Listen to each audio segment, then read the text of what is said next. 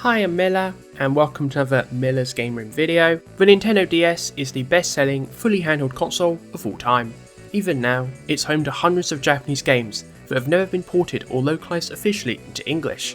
At this point, fans have patched dozens of Japanese DS games into English, which is something I'm going to be discussing extensively on this channel throughout 2025. Therefore, if there's a game I don't mention here, I've likely already planned it for a future part. Usual rules apply, no games with official releases elsewhere, no machine translations or incomplete patches.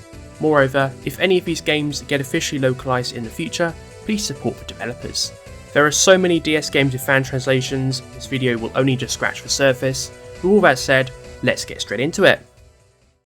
One of the more well-known JRPG fan translations of recent years is the 2022 release of Noora Totoki no Kobo, Kiri no Mori no Majo, aka Noora and the Time Studio, The Witch of the Misty Forest. Developed and published by Atlus in July 2011, this title was a collaboration with Shinichi Yoshike, the creator of the Atelier series. Etchonesi and Heart of Crown illustrator Yuji Himaki provided the art direction and illustrations. Given how well known Noora and the Time Studio is thanks to this patch, many YouTubers have already covered the game extensively, therefore I'm going to stick to a summary for the purpose of this video.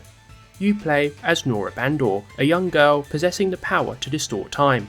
After being mistaken for a witch, Noora must build trust with the villagers in order to clear her name. In the process, she must hide her time-bending powers. Meanwhile, Viera, an actual witch, lives in the nearby Misty Forest. In Noora and a Time Studio, you complete tasks for the villagers and traverse through 2D maps to collect materials to work on at your atelier. Whether you gather herbs or fight monsters, if you've played any Atelier game, you know what you're getting into here. This title differs greatly from your typical Atlus game. The low-stakes, cozy nature of Noora vastly contrasts with Shin Megami Tensei and similar titles. Moreover, this game is unusually short for an Atlus game. You can clear Noora and the Time Studio in around 8 to 12 hours, with more perks available on repeat playthroughs. As Noora and the Time Studio is refreshing for Atlus, surely Atlus USA would localize this game, right? Well, no. While there is no publicly known explanation, I have a theory. Atlus released this game very late in the DS's life. Therefore, Atlus USA could not localize all of their DS titles before moving over to the brand new Nintendo 3DS. Additionally, Devil Survivor 2's DS version would come out in Japan exactly 7 days later. Finally, relaxing RPGs like Atelier were much more niche in the early 2010s than they are nowadays. Therefore, Atlus made the sensible business decision to localize Devil Survivor 2 instead. With hindsight, given how Devil Survivor 2 and 2010's Radiant Historia now have 3DS remakes, you could argue Atlus should have localized Noora instead, but that's in the past. Now Atlus have finally learned what direct ports and remasters are, maybe we'll see Noora and the Time Studio return in the future. In the meantime, this game may be worth checking out if you're a fan of cozy RPGs like Atelier. In April 2009, Atlus USA localized an obscure Nintendo DS title called Super Robot Taisen OG Saga: Endless Frontier. This was Atlus's third Super Robot Taisen localization, but remains their first, and only, Monolith Soft title. Endless Frontier is set in the world of the same name, with the game's story revolving around Haken and Kaguya discovering the mysteries of this world. The characters consist of an original cast, a staple of the original generation sub-series, alongside returning characters from both Namco Cross Capcom and Xenosaga. Moreover, the gameplay adopts a more traditional turn-based RPG style, with exploration, turn-based encounters and bosses much more akin to Final Fantasy and similar titles than Super Robot Wars strategy RPGs. Fans who played Endless Frontier back in the day look back at it fondly, and nowadays remains one of Atlus's most expensive Nintendo DS games. Endless Frontier Exceed, the game I'm discussing here, is a direct sequel to Endless Frontier. Released in Japan in February 2010, Exceed tells the story of Aledi and Naech, two new characters in the original generation's sub-series. Aledi must escort Naech, the princess of Elf Tale, back home, while investigating new happenings within the Endless Frontier. Exceed builds on the world and gameplay introduced in Endless Frontier, capping the second half of this duology. Some fans who've played both Endless Frontier titles consider Exceed to be superior. So why was Endless Frontier not localized? The most likely reason relates to Atlus USA's brief shift in priorities in 2010 and 2011. This is when they briefly moved away from niche Japanese titles in favour of Western developed games. Other titles such as Growlands on the PSP likely met a similar fate. Moreover, Xseed was quite a late DS release in general, which likely also went against localization. In 2019, following many years of work, Artima Translations released a full English patch for Endless Frontier Xseed, meaning fans can now finally experience the second half of this duology in English. As Monolith Soft have become more well known outside of Japan, there's never been a better time to check out their legacy catalogue, Endless Frontier included. One notable title always kicks off the fan translation scene for each platform. For the Nintendo DS, that game was Jump Ultimate Stars, a fighting game crossover title developed by Gambarian of Pandora's Tower fame and published by Nintendo in November 2006 in Japan. This game is actually a sequel to Jump Superstars, which came out for the DS in Japan the previous year. Jump Ultimate Stars features 305 characters from 41 different shonen manga series. Of these 300 plus characters, 56 are fully playable. Featured franchises include Bleach, Naruto, Death Note, One Piece, Saint Seiya, JoJo's Bizarre Adventure, Yu-Gi-Oh! And more. The arenas themselves remain very faithful to the source material, both the IPs and manga themselves. Each arena is designed to look like the page of a manga, with the fighting gameplay itself based on panels and a rock, paper, scissors system. The reason Jump Ultimate Stars never left Japan is obvious.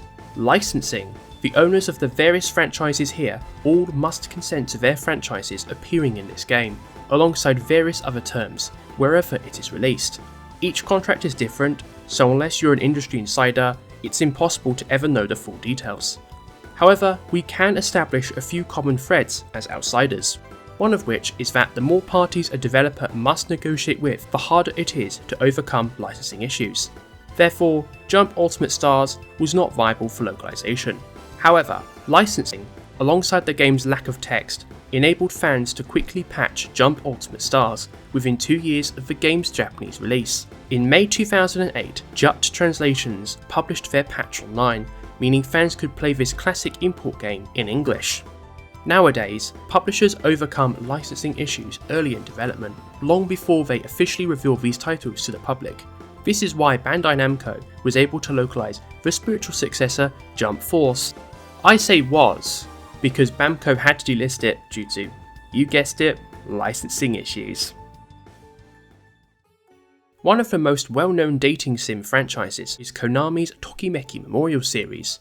While Konami has never localized any game in this franchise, and likely never will, fans have stepped in to localize many on their behalf instead. One of these games is Tokimeki Memorial Girl Side First Love, the first Otome game spin-off in the Tokimemo series. Originally released on the PlayStation 2 in June 2002, Tokimeki Memorial Girl Side tells the story of a female protagonist, name changeable, navigating school life at Habataki Academy. The Girl Side spin-off series features unique gameplay elements designed for Otome game fans. These include clothes shopping and befriending women, or making them your love rival. It's up to you. There are 8 bachelors you can romance, alongside 4 secret bachelors and 4 female friends. Konami later ported Girl Side to the DS in February 2007, with all new features, not just the subtitle First Love. These new features include Jintendo, a new character, skinship, best friends, and kiss endings. Moreover, the clothing styles Konami introduced in Girl Side Second Kiss were ported over to this version. Speaking of Girl Side Second Kiss, I was debating whether to discuss all 3 Tokimemo Girl Side games here. Now I've actually written this out, and given how similar all 3 games are, let's just get them all out of the way. Second Kiss also started life on the PlayStation 2, and ironically remains the last Tokimeki Memorial game released exclusively on a dedicated home console prior to the Nintendo Switch. Second Life is set in Hanagasaki High School, itself in the same city as the previous title. As mentioned before, most features added to the DS version of First Love were first introduced in Second Kiss, except for skinship. That is one of the new features added to Second Kiss's DS version, newly titled Second Season. Konami published that port in Japan in February 2008, adding 2 new bachelors and a quote-unquote up-close mode minigame. The final girls' side game, released for the Nintendo DS, Third Story, was published in Japan in June 2010. Returning to Habataki High School from the first game, the core premise remains the same. All features added in First Love and Second Kiss return here, except the rival mode. However, a new third player mode, aka polyamory, and a Pride vs Pride mode, aka fighting over the heroine, are added in its place, which is a worthy trade-off. Konami later ported Third Story to the PSP in March 2012. Oddly enough, due to further enhancements, Tokimeki Memorial Third Story's PSP version is superior to the DS version. These new features include a new bachelor, 2D animated graphics, and a bonus Boys Love mode, aka you get to see cute shibis of the guys having fun in their bedrooms. Not the spicy kind, of course. Third Story really elevated the Tokimeki Memorial Girls' Side franchise to new heights, and all these new additions are why Girls' Side 3 remains the franchise's best. The English patches for each Tokimeki Memorial Girls' Side game came out in rapid succession throughout the early 2010s by 3 different translation teams. First Love Plus's English patch, released in March 2011 by a translation group specifically formed to translate this title. Second Season's patch came out via a different group, Goku Saishiki, in August 2011.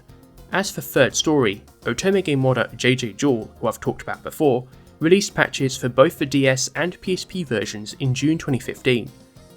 Once JJ Jewel released her patch, the whole Tokimeki Memorial Girls' Side series up to that point was now fully playable in English. Even in 2025, few Otome game franchises come close to how widely available all their titles are in English, even officially.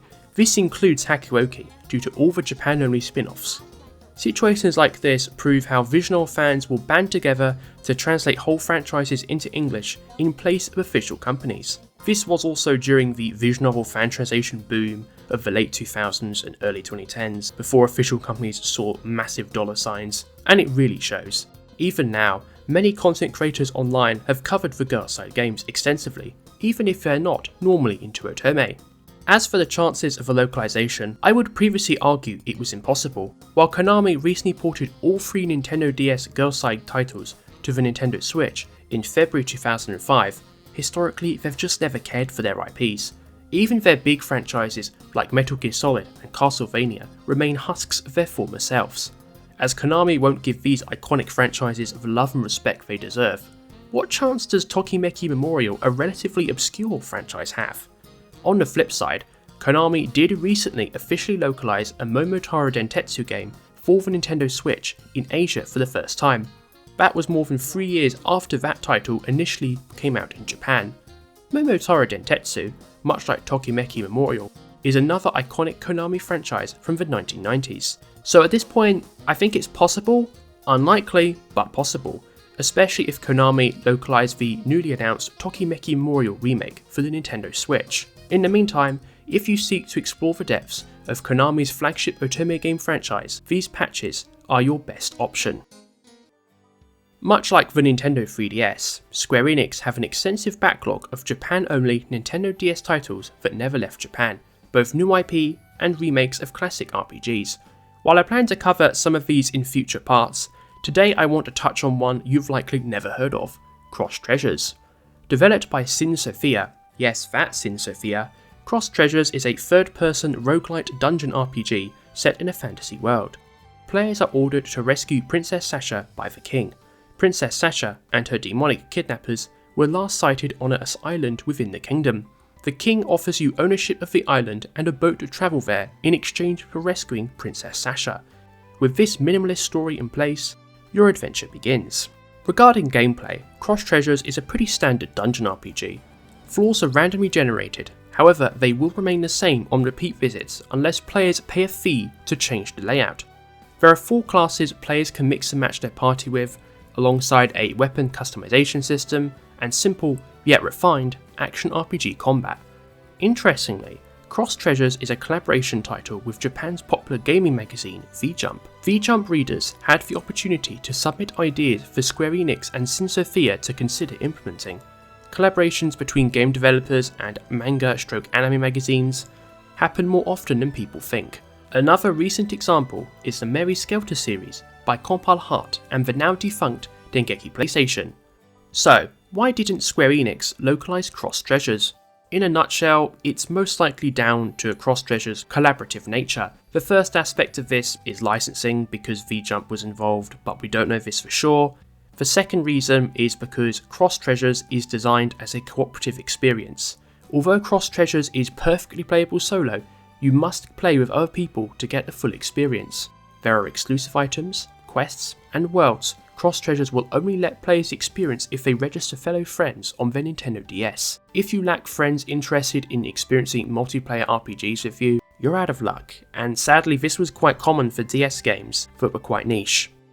Fortunately, fans worked on translating Cross Treasures extensively over the years, with modder Fluffy Butt, yes that was his actual username at the time of publishing the patch, he has changed it now, releasing the complete patch in April 2017. Nowadays, it's possible to experience DS multiplayer features on both emulators and the original hardware, meaning RPG fans looking to play Cross Treasures as close to the original experience as possible are in luck. Cross Treasures is one of many experimental titles Square Enix published on the Nintendo DS, which remains unlikely to return. If this piece of gaming history piques your interest, consider checking it out. To wrap up this batch of patches, let's discuss Fire Emblem. While Fire Emblem is arguably Nintendo's biggest RPG franchise nowadays, it wasn't always the case. On the Nintendo DS, Nintendo localised Fire Emblem Shadow Dragon, a full remake of the first Fire Emblem game, Shadow Dragon and the Blade of Light, in 2008 in Europe and early 2009 elsewhere outside of Japan. While developing Shadow Dragon, developer Intelligent Systems began planning a remake of the third Fire Emblem game, Mystery of the Emblem, originally released for the SNES in 1994. Set 1 year after the events of Shadow Dragon, Marth and allies conquer the lands for their old ally Hardin, who now rules the kingdom of Altea. However, things don't quite go to plan. Marth and co eventually rebel, because Hardin is now corrupted by the will of Garneth, the antagonist of Shadow Dragon. Gameplay wise, this is your typical Fire Emblem strategy RPG. If you've played any other 2D Fire Emblem title, you know exactly what you're getting into here. What people may not know, however, are that some of the new features typically associated with Fire Emblem Awakening actually debuted in Fire Emblem New Mystery of the Emblem. New Mystery of the Emblem is the first Fire Emblem game to implement the casual mode as well as avatar customization, both of which are typically associated with Awakening. This avatar forms part of a new subplot, where players form one member of a mercenary gang originally tasked with assassinating Marth and co. However, they can either die or become Marth's ally. It is this legacy, alongside an overall great experience, that makes New Mystery of the Emblem worth experiencing. So why didn't Nintendo localise New Mystery? The most likely reason relates to the state of the Fire Emblem franchise at the time, especially outside of Japan. Sales were declining despite critical acclaim, and the franchise's future remained up in the air.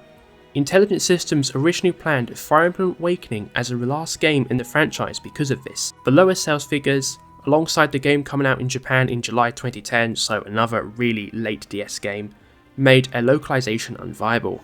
Fans worked quickly to localize New Mystery into English themselves, with fan translation group The Heroes of Shadow first releasing a translation in December 2012. Further patches include a QA/typo patch in 2017 and an optional mod patch afterwards that restores New Mystery content to the original SNES game, aimed at the more hardcore Fire Emblem fan.